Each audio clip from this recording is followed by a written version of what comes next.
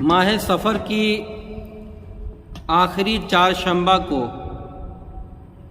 آخری بدھ کو 4 رکعت نماز نفل کی نیت کرے اور الحمد شریف کے بعد 11 مرتبہ قل هو اللہ احد پڑھے۔ چاروں رکعت میں الحمد شریف کے بعد قل هو اللہ احد 11 مرتبہ پڑھے۔ پہلی رکعت میں بھی، دوسری رکعت میں بھی 11 مرتبہ، دوسری رکعت میں بھی 11 مرتبہ، تیسری رکعت میں بھی 11 مرتبہ، چوتھی رکعت میں بھی 11 مرتبہ الحمد شریف کے بعد۔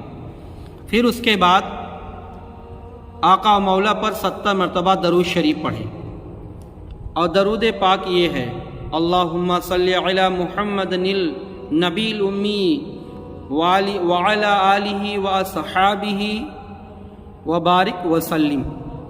اور اس کے بعد یہ دعا پڑھے: اللہم صرف عنی سوء ھذا الیوم واعصمنی من سوئہ ونجنی عما اصاب فیہ من نحوساتہ وکرباتہ وبفضلک یا دافع الشرور ومالک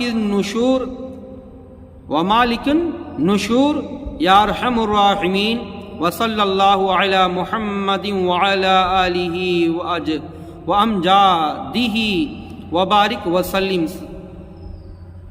اس کے علاوہ 2 رکعت نماز نفل اس طرح سے بھی ہے کہ ہر رکعت میں الحمد شریف کے بعد 3 مرتبہ قل هو اللہ احد پڑھے۔